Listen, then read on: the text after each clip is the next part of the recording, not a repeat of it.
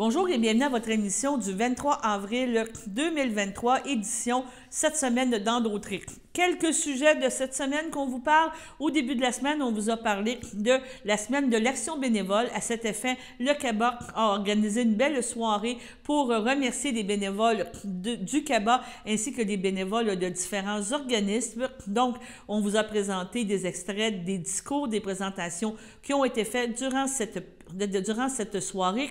Par la suite, cette année, c'est Laurent Duvernay-Tardif et sa conjointe qui sont les porte-parole de cette fameuse semaine. Donc, on vous présente le message qu'ils avaient à transmettre et on vous présente aussi un reportage présenté par le CABA en partenariat avec CTRB et Alliance Dignité qui parle c'est quoi bénévoler, qu'est-ce que l'importance du bénévolat pour le CABA. Autre sujet cette semaine était l'AGA de Desjardins Caisse de Dautric. Donc, divers reportages que nous vous présentons, entre autres le rapport de la directrice générale, les rapports financiers, le rapport de fonds d'aide au milieu, donc combien d'argent Desjardins Dautric a donné pour le milieu. Et par la suite, on parle de ristourne, de partage de ristourne. C'est toujours important de savoir comment notre coopérative nous remet d'argent. Le dernier sujet de la semaine est la présentation lors d'un dîner-conférence de M. Dominique Perrault pour mettre une mise à jour concernant ses plans, ses visions pour la ville de Berthier, ainsi que la présentation de M. Jimmy Mondor, qui est un promoteur immobilier, entre autres, qui est venu me parler de son projet District Vieux-Berthier. Donc, vraiment, deux présentations intéressantes. Et M. Perrault en a profité pour faire une mise au point concernant l'Arena. On se souvient que cette semaine, il y avait une tenue de registre concernant le règlement d'emprunt de 12 millions pour la mise aux normes de l'Arena Joanie-Rochette et avec le nombre de signatures qui a été donné lors de cette journée, les plans seront revisés au niveau de la ville de Berthierville. Donc, cette semaine dans d'autres intéressant, on vous invite à nous écouter aussi à tous les jours à compter de 18h pour votre bulletin de nouvelles quotidien. D'ici là, portez-vous bien. Donc, 4.2, travaux de modification du système de ventilation et des contrôles, dépôt du rapport d'ouverture des soumissions.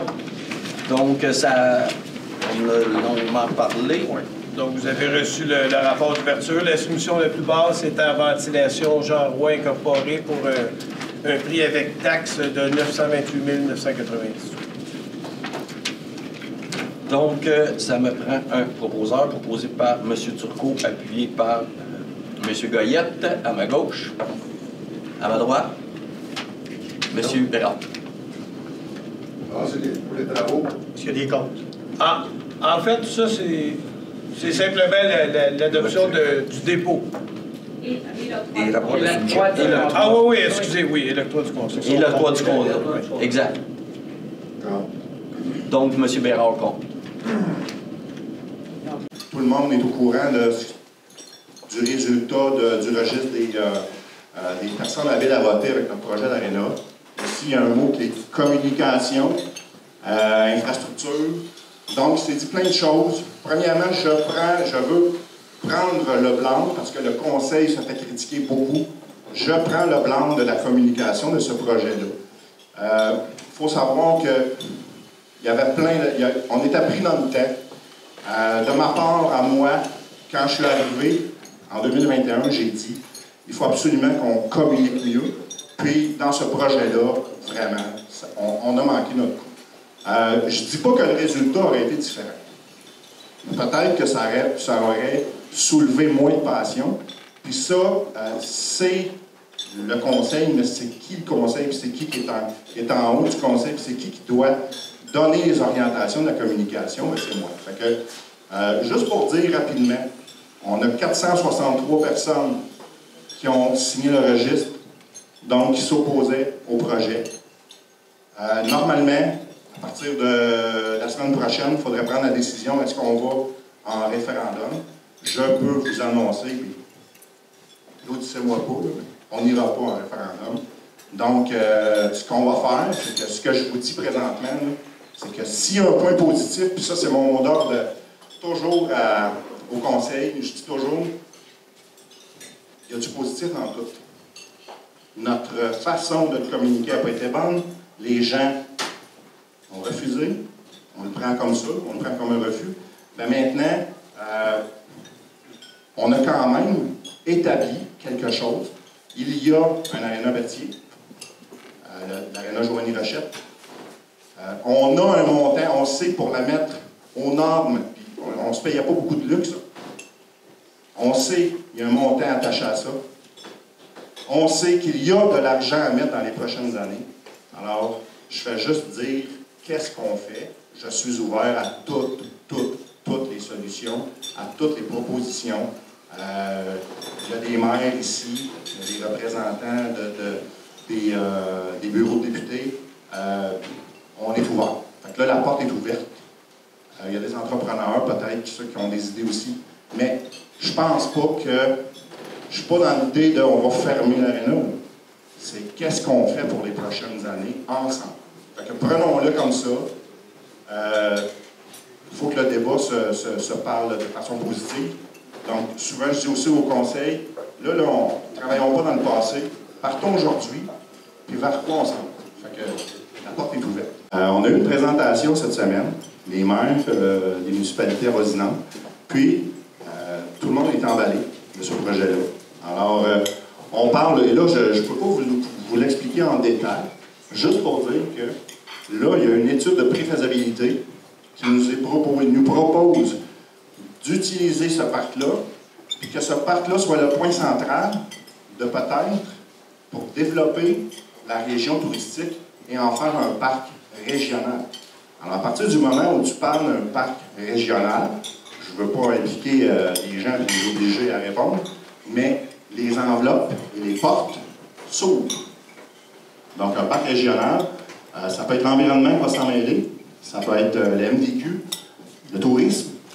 Alors, il y a des possibilités et il faut travailler ensemble. Il ne faut pas travailler en silo puis de façon individuelle. Puis, comme on a dit, comme le maire de Saint-Cuthbert me l'a dit, Berthier, il ne faut pas que tu sois trop chauvin à Berthier pour garde pas ça pour toi tout seul. Je ne le garderai pas pour moi tout seul. Il y a même une question de peut-être créer un organisme qui gérerait, indépendant, qui gérerait le tourisme, disons, avec un point central qui serait le parc. Alors, quelques images, quelques idées qui nous ont été proposées. Évidemment, d'un genre de petit camping de courte durée, alors pour les motorisés. Valoriser le patrimoine des îles. Il y a des chalets sur pilotis dans les îles.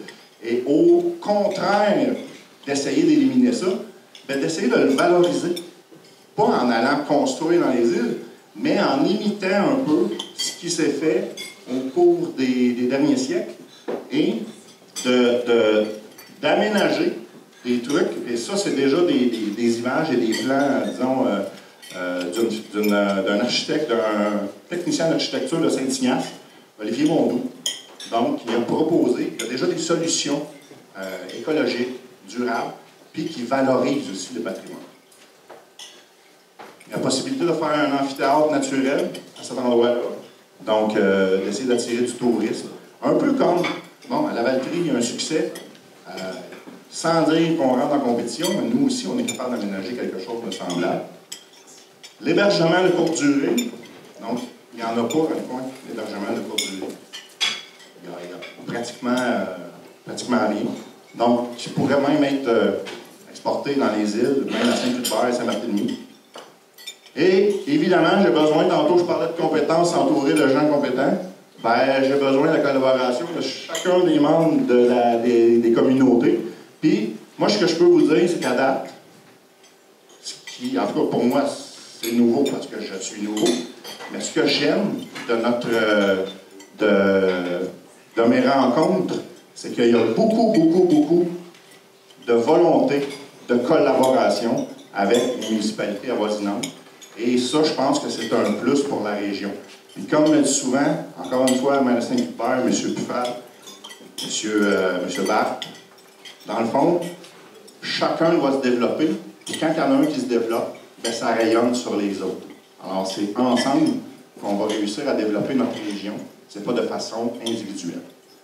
La revitalisation du centre-ville de Berthier, c'est C'est un projet qui m'est arrivé il y a 2-3 ans. On m'a demandé pourquoi avoir le goût de revitaliser Berthier. Écoute, j'avais pas mal toute l'équipe contre moi, comptable, mon père qui est mon mentor, j'avais même mon ex. Puis, je dirais même, écoute, les banquiers, tout le monde m'a posé la question, mais dans la vie, je suis un gars passionné, j'aime ce que je fais.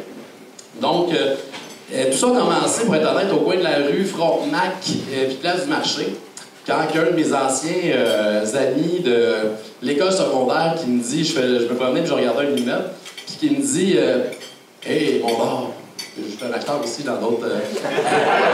Hey, mon bar, bienvenue dans le Bronx de Burt. Fait que. C'est quoi ça? Il dit bienvenue dans le Bronx de Burt. Fait que là, je suis comme OK. Là, moi, je suis en train d'investir ici. Puis le premier que je vois sur le coin de la rue me dit bienvenue dans le Bronx de Burt. Je dis OK, on part de loin. Mais je suis un. Comment dire? Je suis un entêté. Je viens d'ici, j'ai de la Morelle, là, vous le savez, là, mais comme je vous disais tantôt, là, je faisais mes commissions chez Allard quand j'étais jeune, puis chez Lise Textile, que j'ai essayé à mourir. Après ça, l'école secondaire, que j'ai rencontré plein de gens, plein d'amis, le hockey, puis ainsi de suite, ça s'est greffé dans ma vie. Berthier a resté une place super importante. Puis là, je me dis, écoute, pourquoi qu'une ville comme Berthier émerge pas? Je regarde comme des villes comme un peu plus à la Rive-Sud, sur le bord de l'eau, une ville comme Chambly. Une ville comme Terrebonne, le Vieux-Terrebonne, une ville comme l'Assomption, qui n'est pas très loin, super belle ville. Lavaltrie, moi j'ai commencé un peu à Lavaltrie. Lavaltrie, super belle ville les dernières années, belle revitalisation. Il y avait deux enjeux là-bas aussi, la rue Notre-Dame se dévitalisait. Puis, écoute, ils ont été par d'autres trucs, des entreprises technologiques, le technocentre que j'ai créé, entre autres, la vie culturelle. Fait que là, je vais OK, ils ne sont pas plus intelligents à la vérité qu'à Berthier. On est capable de faire la même chose aussi de notre côté. Fait que, comme disait Dominique, on a des avantages stratégiques. Un beau centre-ville cadré. J'appelle ça cadré, un peu à l'américaine. Il est cadré, tandis que d'autres villes comme l'Assomption ou la Valtrie sont plus linéaires. Fait que nous, on est capable d'avoir quelque chose de cadré. On a l'eau. Écoute, on a un super beau cours d'eau. Les marinas. On est situé avantageusement entre les deux monopoles du Québec, qui est à Montréal et... en Montréal et Québec, Trois-Rivières pas loin. Accès à un des seuls endroits au Québec où on peut traverser le fleuve. Il n'y en a pas 52, il y en a, je dirais, 5-6, c'est un clé traversé dans l'est du Québec, là, mais bon, on a cet accès-là, cette situation géographique-là, qui est intéressante. Donc, je me suis posé la question, comment ça c'est comme ça? Je dis, comment ça personne ne l'a fait avant? Il y a un jeu, quand on joue au poker, ils disent que si tu n'as pas trouvé tu n'as pas trouvé le pigeon avant. Ouais, c'est ça, sors de la place, là, c'est toi le pigeon. Fait que là, j'ai dit, pourquoi personne ne l'a fait avant moi? Ben écoute. Mais, au final, je me suis dit, excuse, pourquoi pas moi? Fait que, je suis capable de le faire. J'ai, je pense, avec mon expérience, les capacités, puis je voyais tout ce potentiel-là que je viens de vous nommer. Donc, pourquoi pas moi? On a inventé, moi, dans ma tête, avec des designers, des architectes, on a inventé le centre-ville de demain. J'ai appelé ça le district Vieux-Berthier. Je trouvais ça mignon, puis j'avais le choix entre ça ou le bienvenue dans le Bronx. Fait que je trouvais que c'était plus sur le côté publicitaire, ça sortait un peu mieux. Donc, le but du district Vieux-Berthier, comme on s'est décrit, revitaliser, donner de la vie à la place, redévelopper bien sûr, garder les bons immeubles. Je suis pas là pour tout raser, loin de là. J'aime conserver les immeubles. Un bel exemple, Locomotive, qui était un ancien Napa, puis même une ancienne épicerie, comme on dit. J'ai pas connu ça, j'étais trop jeune. Donc, quand on est capable de garder les immeubles, on les garde, ça c'est essentiel. Offrir des milieux de vie agréables. Tout cela va dans un bel environnement dynamique, urbain, qui est intéressant. On veut emmener tout ça pour 2025. Donc, des nouveaux commerces dynamiques, des nouveaux immeubles, comme disait Dominique tantôt, bien intégrés, architecturels. On le dit en grec, et assez haut. Avec mixité de commerce, bureaux et logements. Donc, au deuxième étage, troisième étage, souvent commercial en bas, bureau deuxième, troisième étage, des logements moyen de gamme, haut de gamme, avec terrasse sur le toit. Des affaires cool pour créer un milieu de vie intéressant, qui est intéressant à rester, pour justement créer une vie urbaine agréable. Et tout ça, bien sûr, avec la végétation. Comme je disais, tout ce qu'on est capable de fleurir, avec les toits également, qui peut être végétal, des trucs comme ça. Qui qu'on vise là-dedans? Commercialement, Bien sûr, il y en a déjà qui commencent à être cochés. Microbrasserie, restaurant pour les commerces d'ambiance, bistrot.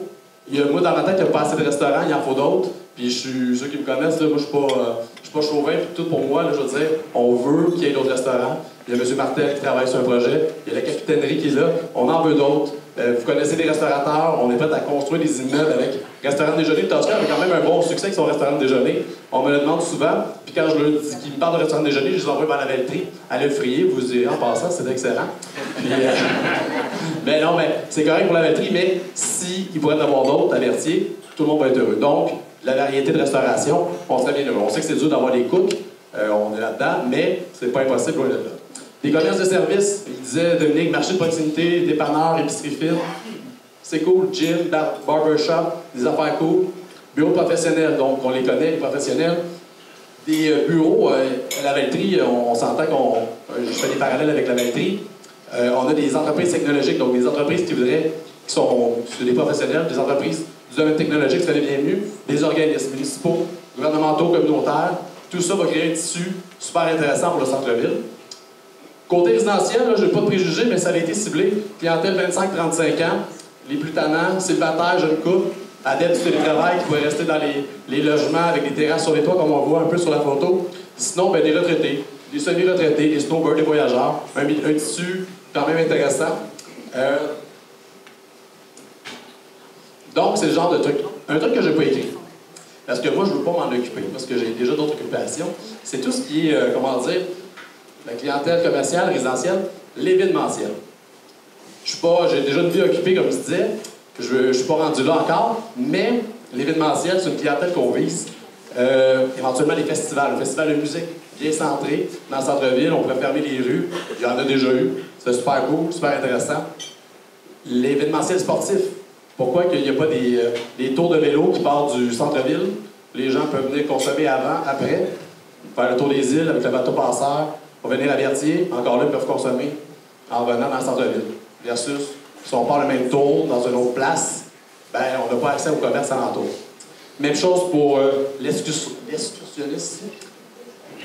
Quelques mots que j'ai sortis de mon Larousse 2022. Excursionniste, bateau, des tours de bateau. Il y a la même chose à Sorel, ils font des beaux tours de bateau. Il y a déjà eu ça dans le temps ici. Pourquoi qu'on n'a pas ça? Mais je pense qu'avec le projet qui s'en vient peut-être avec l'Université de Trois-Rivières, le parc à l'autre bout. Tu sais, honnêtement, moi, tantôt, je voyais les maisons sur pilotis, je les avais déjà vues. Je sais pas comment ça, j'ai vu j'ai comme pu passer une photo à un moment donné. C'est super cool. Des maisons comme ça, c'est original. Moi, je paierais, quand je vais dans Charlevoix, dans les dômes, je trouve ça hyper excitant, mais je suis sûr que les gens de Westmount vont trouver ça cool de faire juste 1 heure de route pour venir dormir dans une maison sur pilotis. Donc, l'excursionniste pourrait avoir toute cette base-là à partir de Vertier, des tours dans les îles, des trucs comme ça pour découvrir notre bel environnement. Mesdames, Messieurs, bonsoir. À titre de directeur général du Centre d'action bénévole d'Autrey, il me fait un immense plaisir ce soir de vous accueillir à cette soirée qui a pour but de mettre en lumière la générosité de chaque personne ici présente. En plus des bénévoles du CABA, nous sommes très heureux d'accueillir des bénévoles impliqués au groupe d'entraide en santé mentale d'Envol, à l'Association des bénévoles du Centre d'hébergement Le Château, au Carrefour Émilie de Lanoret, au réseau des aidants naturels d'Autrey, ainsi qu'au groupe populaire d'entraide de la Valtrie et CTRBTV également. En tant que présidente du conseil d'administration du CABA, je peux vous confirmer que c'est encore une fois un honneur de tous vous recevoir pour souligner la semaine de l'action bénévole cette année qui sera du 16 au 22 avril sous le thème « Bénévolons à l'unisson ». L'action bénévole est un mouvement, une propulsion de gestes portés par des personnes qui ont pour objectif commun l'entraide et la générosité. Sans égard du temps alloué à la cause dans laquelle on choisit de s'investir, l'implication bénévole a toujours un impact considérable pour votre communauté. Prendre part à l'action bénévole, c'est rejoindre un mouvement festif où il fait bon donner et recevoir. Peu importe la taille ou la nature de sa contribution, quand il est question de cœur, il n'existe pas de petits gestes. Nous pouvons tous et toutes contribuer à notre façon pour ainsi bénévoler à l'unisson. En parlant de mouvement festif, vous avez répondu à l'invitation d'embarquer avec nous dans une célébration avec une thématique des années 80.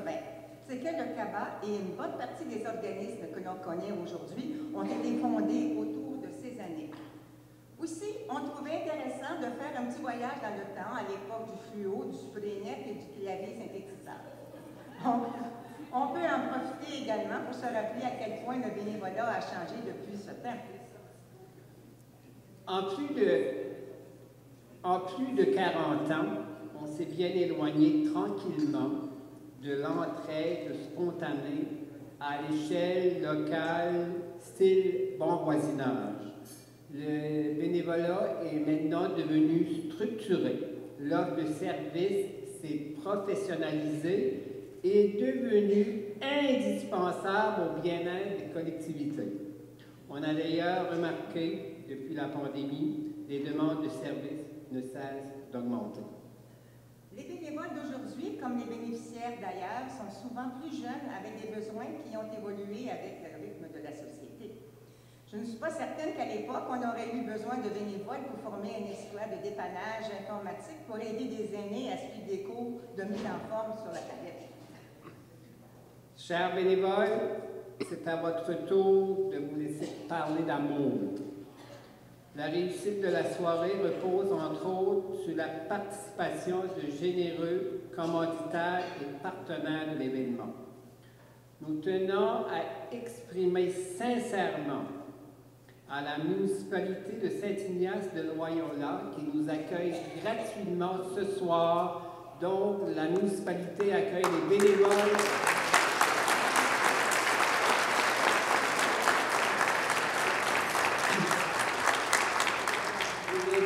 Du CABA et des organismes de la MRC d'Autrey, donc dans la super salle communautaire. Donc, un énorme merci à la municipalité. On a aussi plusieurs organismes et entreprises qui participent à l'événement ce soir. Il y a la Caisse des Jardins d'Autrey qui nous supporte toujours. Il y a des listes d'entente, Starbucks Café, Fleuriste Berthier, Les Bricoleuses, les pharmacies Jean Coutu de Berthierville et de la Valtrie, IGA Famille Mondor, le magasin général Lebrun, les restaurants Béni participent aussi ce soir, restaurant McDonald's, le salon funéraire Estério et finalement de filles un flash et Cowboy Fest. Donc nous voulons ce soir ici aussi poser des gestes pour l'environnement. Pensons à nos enfants, nos petits-enfants. Nous allons donc faire en sorte de recycler et de composter le plus possible. Pas de petites bouteilles d'eau jetables sur les tables, mais plutôt des pichets d'eau avec des verres compostables et autres petits gestes pour notre planète. Pas de petites bouteilles, pas des pichets d'eau. Il y aura donc une personne assignée au tri des déchets tout au long de la soirée. Bonne soirée et bon souper à tous. Bonsoir tout le monde. Mais que vous êtes beaux et belles. Des gens souriants, des gens qui ont le cœur plein d'amour qu'ils ont répandu autour d'eux parce qu'ils ont donné gratis. Faire du bénévolat, c'est ne rien compter, c'est juste être là pour faire attention à l'autre. Et cette générosité-là, quand vous la répandez autour de vous, vous multipliez la richesse humaine. Et ça, mes amis, on devrait peut-être plus le compter dans ce qu'on appelle le PIB, le fameux produit intérieur brut. Je pense qu'il manque une couple de milliards là-dedans pour la valeur de ce que vous faites et pour la durée aussi de l'effet de ce que vous faites autour de vous. Et dites-vous que chaque petit geste, chaque petit sourire change la vie de quelqu'un. Et pour ça, je vous dis merci, puis je vous dis profitez de votre soirée, puis au plaisir de jaser avec vous. Bonne soirée. Bien, bonsoir à toutes et à tous. C'est avec plaisir que je participe à cet événement du CABA en votre compagnie. Je tiens d'abord à remercier les gens de l'organisme pour l'invitation. Merci d'avoir pensé à Saint-Ignace de Loyola comme lieu d'accueil. Nous apprécions. C'est un réel bonheur pour moi de pouvoir m'adresser à vous. Tout d'abord, félicitations au CABA. Plus de 40 ans de service de la communauté, c'est vraiment remarquable.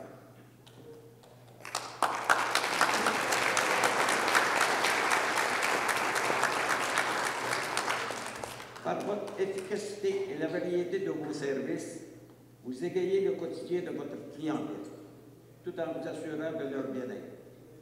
Comme vous devez le savoir, cette soirée spéciale est organisée à l'approche de la semaine de l'action du bénévole. Je trouve important de le rappeler, les bénévoles sont indispensables de nombreuses personnes, et aussi pour les organismes. Par leur engagement, ils travaillent à améliorer les choses, en plus de contribuer au mieux-être de la collectivité. En tant qu'élu, ces principes de grande valeur nous touchent particulièrement. Donc, chers bénévoles, veuillez accepter ma gratitude la plus sincère. Vous êtes essentiels pour le bon fonctionnement d'une société. Nous parlons d'un événement qui se veut festif. Alors, profitez de ce moment pour passer du temps de qualité avec vos pairs. Merci beaucoup et bonne soirée. Merci, Mme Lacroix. Alors, voici tous les membres du conseil d'administration qui représentent vos intérêts dans le cadre de leurs fonctions. Mme Manon Servant, vice-présidente, M. Yvon Mousseau, secrétaire, Mme Sonia Desjardins, Mme Amélie Drainville, M. Claude Lapointe, Mme Francine Lebeau, Mme Louise Lépine, Mme Nathalie Lévesque, M. Paulin-Antoine Nollet, Mme Marie-Christine Tellier, ainsi que M. Martin Tremblay. Je veux vous remercier, chers collègues administrateurs, pour votre implication au sein de notre caisse. Un petit mot tout spécial pour Amélie et Martin qui nous quittent cette année. Je veux les remercier pour leurs engagements et leur loyauté durant toutes ces dernières années avec nous. Puis j'aimerais ça qu'on lui donne une bonne main d'applaudissement parce qu'ils ont mis du temps et des efforts au sein du conseil. Je vous remercie. C'est avec fierté que je vous présente maintenant les principales réalisations de la dernière année et les orientations que votre caisse s'est fixées. Alors que nous observons une poussée de l'inflation qui déstabilise tellement de gens, se loger et se nourrir coûte de plus en plus cher. Desjardins est déterminé à jouer un rôle de leader.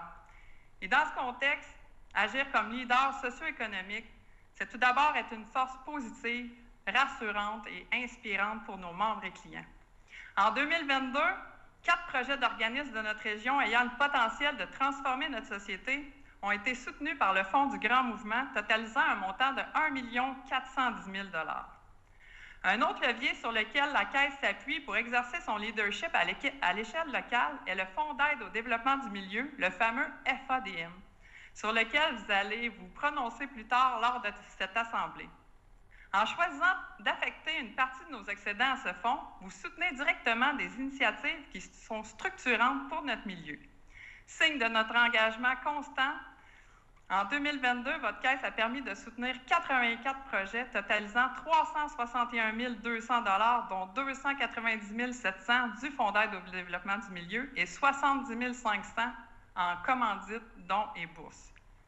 Comme vous savez, la jeunesse est une priorité chez Desjardins.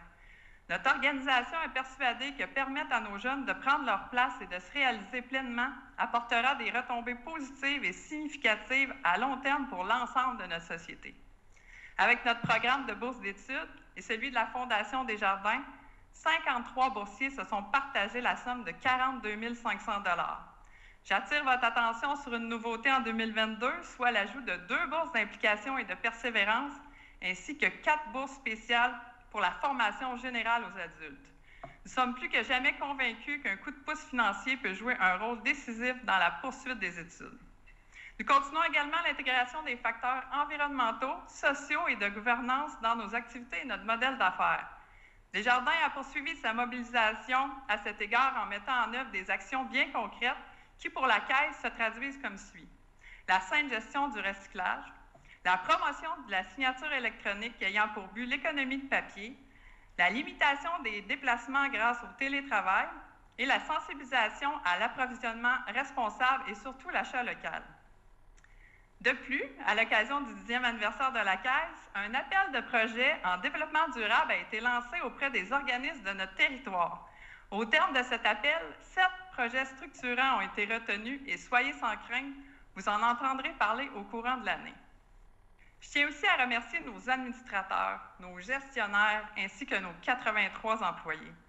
Sous la direction inspirante et mobilisante de notre directeur général, M. Éric Fortier, vous vous engagez à travailler jour après jour avec passion et permettez à notre coopérative de conserver l'origine même de son fondement, qui est de toujours travailler dans l'intérêt des membres et clients et de répondre toujours plus efficacement à leurs besoins. Enfin, un merci à vous, nos chers membres, 31 739 membres, pour la confiance que vous nous témoignez année après année. Choisir Desjardins, c'est plus que choisir une institution financière. C'est choisir de prendre part à un grand mouvement coopératif et permettre d'enrichir la vie des personnes et des communautés. Merci.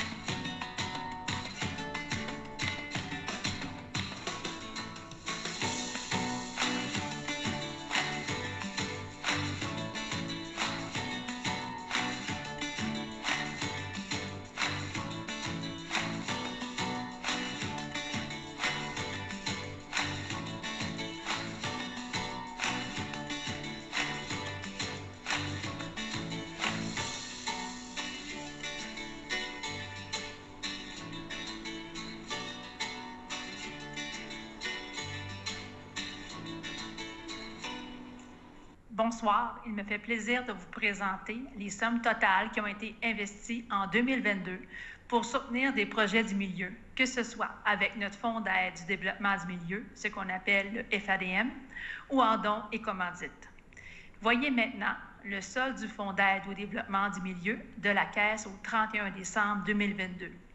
Ce solde est constitué des fonds qui étaient disponibles le 31 décembre 2021, auquel a été ajouté un montant de 265 000 $ voté par vous, les membres, lors de l'AGA de l'année dernière. Un montant de 291 000 $ a été investi dans la communauté au cours de 2022, ce qui nous a permis une récupération d'impôts de 77 000 $.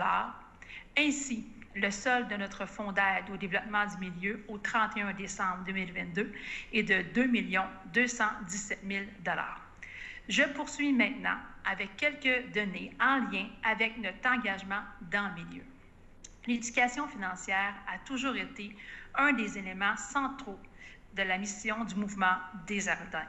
En 2022, Desjardins a investi 11 millions de dollars dans la diffusion de programmes d'éducation. Pour nous, le programme de la Caisse scolaire est encore et toujours une de nos priorités en matière d'éducation financière. En effet, elle permet aux jeunes de s'initier à l'épargne en faisant des dépôts dans un compte et en mettant à leur disposition des vidéos, jeux et outils en ligne éducatifs, afin qu'ils puissent développer leur sens de l'épargne, de l'autonomie et des responsabilités. Un autre programme auquel adhère la Caisse et auquel nous accordons une grande importance en matière d'éducation financière est le programme Mes finances, mes choix, qui célèbre d'ailleurs son 10e anniversaire. Pour notre région, ce programme soutenu par le Carrefour Jeunesse Emploi d'Autry-Joliette offre du soutien direct à ces jeunes en matière d'acquisition de compétences en éducation financière, afin de développer leur autonomie financière. Ce programme aide les jeunes de 16 à 25 ans à faire des choix de consommation éclairés et à entamer leur vie financière avec confiance. Voilà ce qui conclut la présentation des engagements de la Caisse dans son milieu. La ristourne, une histoire de partage. La ristourne individuelle a été créée pour redonner aux membres qui, comme vous, nous font confiance et nous choisissent pour répondre à leurs besoins financiers. Nous l'avons fait évoluer au cours des dernières années pour la rendre encore plus accessible et plus équitable. La ristourne, c'est aussi un moyen de soutenir des projets rassembleurs qui bénéficient à tout le monde. C'est ce qu'on appelle ristourne à la communauté. Commençons par la ristourne individuelle. Elle est composée de 2 volets. La ristourne volume, qui reconnaît la hauteur de votre participation financière dans votre coopérative, et la ristourne produit, qui reconnaît votre détention de produits dans chacune des grandes familles. Comme son nom l'indique, la ristourne volume est un montant personnalisé basé sur les volumes que vous détenez dans les 4 familles de produits. Compte, prêt, marge et carte de crédit, placement et investissement et assurance. Pour les comptes, les prêts, les marges de crédit et certains produits de placement et d'investissement, son calcul est basé sur le solde moyen maintenu durant l'année. Pour les cartes de crédit, il est basé sur la somme des achats nets effectués. Et pour les services de placement et d'investissement en gestion de patrimoine, sur les honoraires et les commissions payées. Pour les produits d'assurance, c'est la prime payée qui sert au calcul. Ainsi, pour chaque tranche de 1 000 $, un montant est ajouté à votre ristourne volume.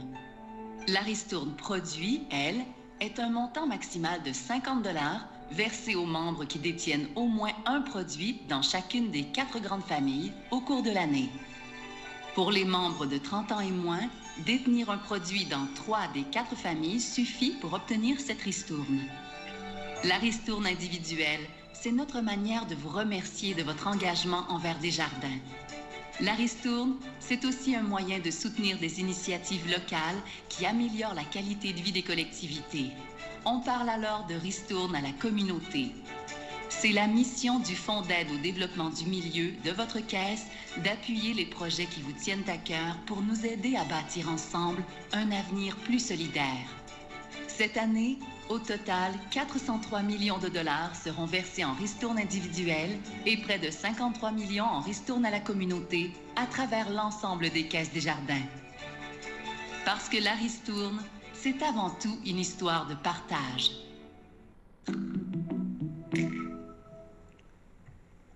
J'inviterai maintenant M. Éric Fortier à venir présenter la proposition sur le partage des excédents annuels, ristournes, qui, je vous rappelle, fera l'objet d'un vote en différé.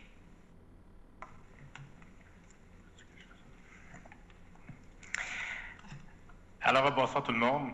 Il me fait plaisir de vous présenter la proposition en vue de la votation. Voyons maintenant comment le rapport annuel de l'année 2022 et l'évolution de la ristourne se traduisent dans la proposition sur laquelle vous serez appelés à voter après la présentation de ce soir. Prenez note que dans toute la documentation de référence est disponible en cliquant pour les gens à la maison sur le bouton Documents sous la fenêtre vidéo. Elle est également disponible sur le site, notre site de la Caisse sur Internet ou bien sur demande à nos points de service de la Caisse. Enfin, je voudrais préciser que tous les membres que le scénario qui est recommandé par le conseil d'administration est celui que nous estimons le plus avantageux pour l'ensemble de nos membres et c'est aussi le plus avantageux pour nos collectivités. Et bien sûr, il est totalement conforme aux encadrements applicables. Au 31 décembre 2022, à partir des excédents nets avant ristourne aux membres de 5 158 000, nous procédons à l'ajout d'un montant de 45 576 000 aux réserves plus-value et autres éléments. Et ensuite, c'est le Fonds d'aide au développement du milieu que nous avons versé un total net des impôts de 214 000, pris à même la réserve pour ristourne éventuelle. Un ajustement comptable de 1 000 net des impôts est requis concernant l'éligibilité des membres de l'an passé. Toutes ces opérations portent le solde des excédents à répartir à 50 947 000. Le montant proposé pour versement au Fonds d'aide au développement du milieu, une fois les ajustements requis apportés et en tenant compte des membres non éligibles pour l'année 2022, est de 286 030. Compte tenu de la norme réglementaire, c'est donc un montant de 9 687 000 qui est versé à la réserve pour ristourne éventuelle pour l'année 2022. Nous venons compléter la répartition des excédents par le versement de la réserve générale de la Caisse d'un montant de 40 974 000 qui aidera la Caisse pour son développement futur. Comme vous êtes à même de le constater, le montant de versement du projet de ristourne 2022 est de l'ordre de 2 065 049 pour un total, avec le fonds d'aide, de 2 351 079. Pour 2022, nous vous proposons un taux de ristourne volume de 58 sous par 1 000 $ de volume d'affaires. Le taux de ristourne volume est identique autant pour les membres particuliers que ceux entreprises. Concernant la ristourne volume assurance, le taux proposé est de 23 $ par 1 000 $ de primes payées par nos membres. Et notez que ce taux est établi par la Fédération, de même que le montant de 50 $ touchant la ristourne produit.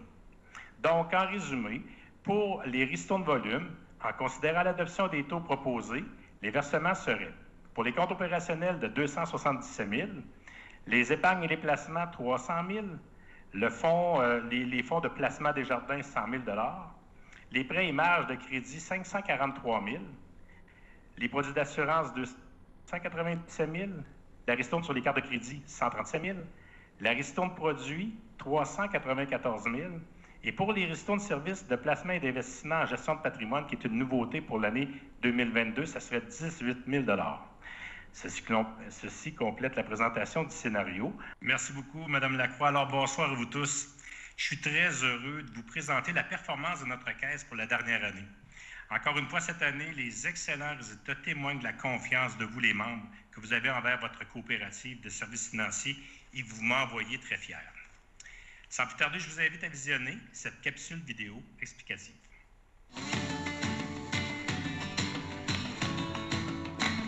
Tout au long de la dernière année, notre grande coopérative a déployé ses efforts pour toujours vous offrir des produits de qualité et des solutions technologiques novatrices. À la Caisse Desjardins de Dautré, nous sommes fiers d'accompagner plus de 31 739 membres. Votre confiance contribue à maintenir votre caisse en bonne position dans le marché, comme en témoigne son volume d'affaires sous gestion de 2,60 milliards de dollars, montant composé des bilans et hors bilan provenant des autres composantes de Desjardins. Plus précisément, il y a l'épargne et les placements qui sont issus des dépôts des membres, puis le financement qui résulte des prêts aux membres. Ces excellents résultats attestent de l'expertise de tous nos employés et des spécialistes du mouvement.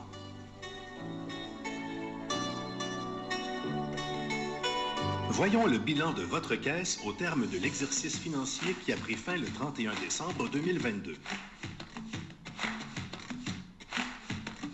Débutons avec le total de l'actif qui s'élève à 1,23 milliard de dollars, ce qui représente une hausse de 4,2 %. Plus précisément, l'actif est composé de la trésorerie et des dépôts auprès d'institutions financières, du placement dans le fonds de liquidité sous gestion et les dépôts à terme, des prêts aux membres, ce qui inclut les prêts aux particuliers et aux entreprises, ensuite des placements dans la fédération,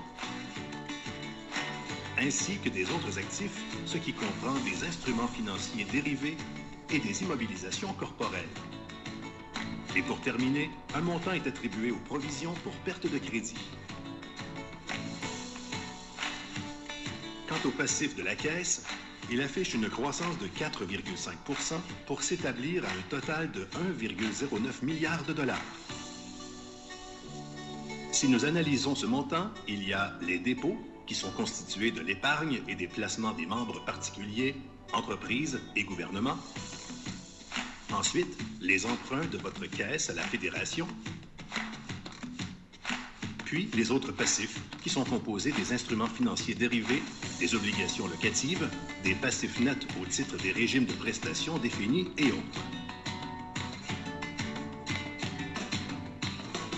Passons maintenant à l'avoir total de votre coopérative, qui connaît une hausse de 2,1 %, passant à 143,7 millions de dollars. Examinons sa composition. Il y a d'abord le capital social. Ensuite, les excédents à répartir. Le cumul des autres éléments du résultat global. Et enfin, les réserves. Toujours en date du 31 décembre 2022, voici le détail de la provenance des excédents réalisés. Tout d'abord, votre caisse fait état d'une augmentation du revenu net d'intérêt affichant 22,08 millions de dollars. Ensuite, les autres revenus sont en hausse pour atteindre un montant de 7,42 millions. Poursuivons avec la dotation à la provision pour perte de crédit qui s'affiche à 6 000. Et pour terminer, nous notons une augmentation des frais autres que d'intérêt qui totalise 9,89 millions. En résumé, une bonne gestion de ces 4 éléments a permis de réaliser une croissance de 4,6 % des excédents d'opération pour un total de 19,6 millions de dollars. À partir de ce montant, nous pouvons maintenant débuter notre calcul.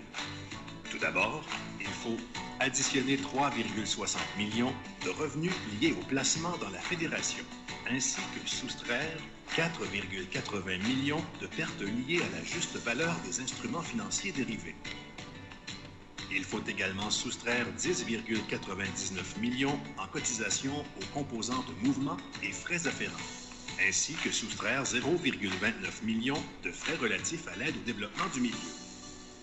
Ce qui nous donne un premier total de 7,12 millions d'excédents avant impôts et ristournes aux membres.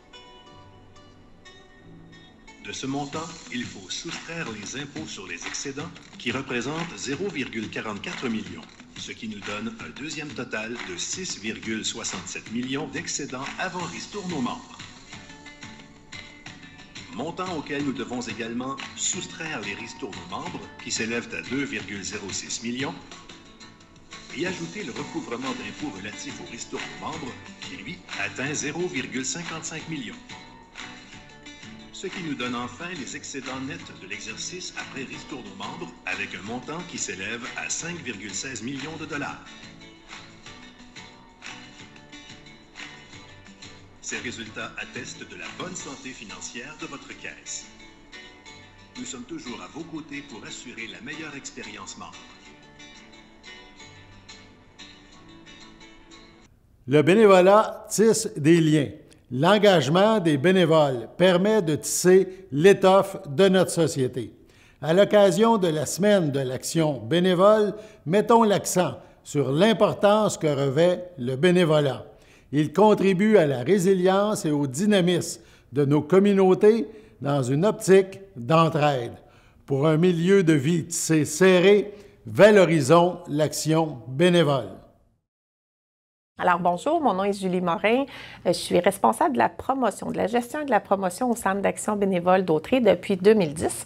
Et puis aujourd'hui, on est là pour vous parler de la semaine d'action bénévole, du bénévolat principalement, mais surtout de la semaine d'action bénévole qui a lieu du 16 au 22 avril 2023 cette année. Donc en 2013, quand même assez loin, il y avait environ 2 millions de Québécois qui faisaient du bénévolat. Aujourd'hui, le portrait a changé un peu parce que comme dans n'importe quel domaine, il y a une pénurie de main-d'œuvre, une pénurie de bénévoles, mais il y a des choses qui changent. Pas dont les secteurs d'activité. Les gens s'intéressent au bénévolat, que ce soit en sport et loisirs, que ce soit au niveau environnement, près des organismes communautaires. Il y a plusieurs secteurs d'activité. Ça ne changera pas avec le temps. Les groupes d'âge et bénévoles, bien, nous, en travaillant dans un organisme communautaire, je vous dirais que c'est des gens de 65 ans et plus qui sont le plus présents comme bénévoles, ils ont plus de temps. Mais sinon, il y en a un petit peu dans tous les groupes d'âge. Heureusement, on a des jeunes aussi. Il y avait des statistiques là-dessus, justement. Donc, si on regardait les groupes d'âge, 65 ans et plus, c'était environ 26 %. Là, je vous parle de 2013. Mais sinon, on avait quand même, dans la tranche 35-44 ans, on avait comme 15 %. Donc, les gens trouvaient quand même le moyen de faire un peu de bénévolat. Aujourd'hui, il faudrait refaire une évaluation pour voir c'est quoi le portrait aujourd'hui, mais heureusement, on a encore des bénévoles un peu dans tous les secteurs d'âge. Le nombre d'heures de bénévoles, nous, on a statué dans le dernier rapport d'activité qu'on avait, mais on a juste calculé les heures en transport. Là, on avait 12 735 heures de bénévolat en accompagnement de transport seulement. Actuellement, dans l'organisme, il y a 110 bénévoles qui œuvrent. Il y en a à temps partiel, il y en a à temps plein. Ça dépend de leur souhait, en fait. C'est vraiment à eux qui décident. Nous, on s'adapte beaucoup à l'horaire des bénévoles.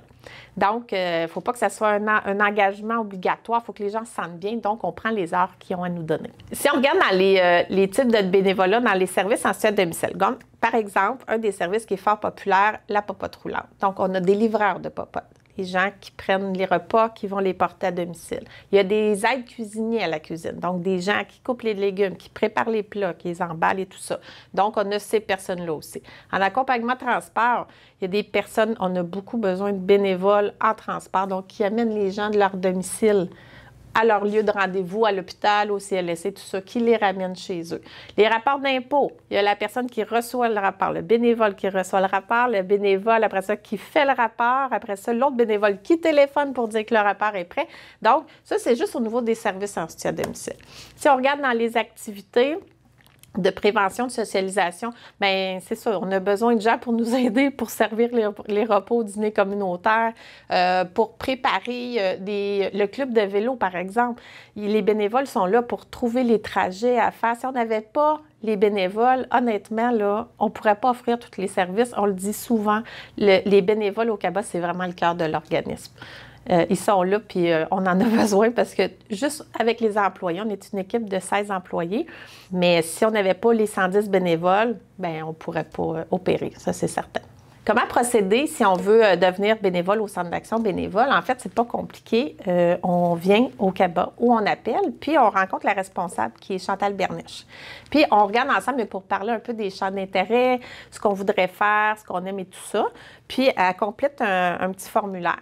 Ce qui est important, par exemple, c'est qu'il y a une évaluation des antécédents judiciaires qui est faite pour tous les bénévoles pour assurer la sécurité des usagers, des participants, tout ça. Donc ça, c'est obligatoire. Mais le reste, là, c'est pas plus compliqué. Puis à partir du moment où le formulaire est complété, que la personne est officiellement bénévole, bien là, elle peut recevoir de la formation selon le type de bénévolat qu'elle va faire. Elle va être accompagnée par les employés, puis tout ça. Si elle a des questions, elle les pose, puis tu sais, donc, puis là, le bénévolat commence. Puis c'est pas plus compliqué que ça, dans le fond. Évidemment, pour faire du bénévolat, il n'y a pas juste au Centre d'action bénévole. C'est possible de s'impliquer à la bibliothèque, à l'école, dans les activités sportives et tout ça. Si jamais la personne ne veut pas en faire ici, il y a une plateforme qui existe qui s'appelle jebénévole.ca qui a été instaurée par la Fédération des centres d'action bénévoles du Québec. Il y a beaucoup d'organismes communautaires, de centres d'action bénévoles qui offrent des possibilités de bénévolat, mais il y a d'autres organismes aussi, c'est ouvert à tout secteur d'activité. Donc, la personne qui cherche du bénévolat, c'est vraiment une belle plateforme. Elle y va selon ses intérêts, en loisirs, en environnement, tout ça. Puis, si jamais la personne veut offrir son aide aussi, c'est possible de le faire via cette plateforme-là. Donc, du bénévolat, on peut en faire partout, c'est aider dans le fond. Hein? Puis des fois, on ne sait même pas qu'on fait du bénévolat officiellement, mais juste d'aider son prochain ou de rendre service, bien, c'est une belle forme de bénévolat. Les bienfaits du bénévolat, il y en a tout plein. Premièrement, avoir ce sentiment-là d'aider les autres. On y va souvent pour ça, mais on reçoit beaucoup aussi. Souvent, c'est pour améliorer nos compétences des fois, parce que si on fait du bénévolat en ayant 35 ans, moi-même, j'ai commencé comme bénévole, je livrais la popote roulante. Puis, j'ai commencé pendant mon congé de maternité, puis finalement, j'ai obtenu un emploi ici. Donc, ça peut nous aider pour notre carrière aussi. Ça peut nous aider à garder le focus, à avoir un réseau social aussi, à rencontrer des gens. Souvent, à la retraite, des fois, là, on n'a plus de réseau, on n'a plus donc vraiment, en s'en allant dans un organisme ou, tu sais, peu importe, en loisir, peu importe où est-ce qu'on s'en va, c'est vraiment, il y a des rencontres qui sont assurées. Ça augmente notre estime de soi aussi beaucoup. On se sent utile, on se sent heureux. Moi, je sais que donner, ça fait donc du bien. Puis les gens, ils nous le disent qu'ils sont contents. Merci, vous m'avez aidé. Donc, ça apporte tellement plein de bienfaits. Moi, j'encourage tout le monde à faire du bénévolat. Puis, des fois, les gens ont peur que ce soit un engagement.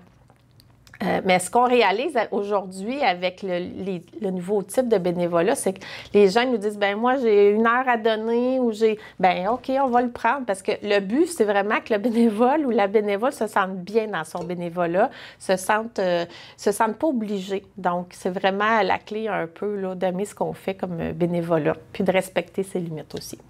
En terminant, je vous dirais, il ne faut pas avoir peur du bénévolat. Il faut oser un peu parce qu'on ne sait pas où est-ce que ça peut nous mener.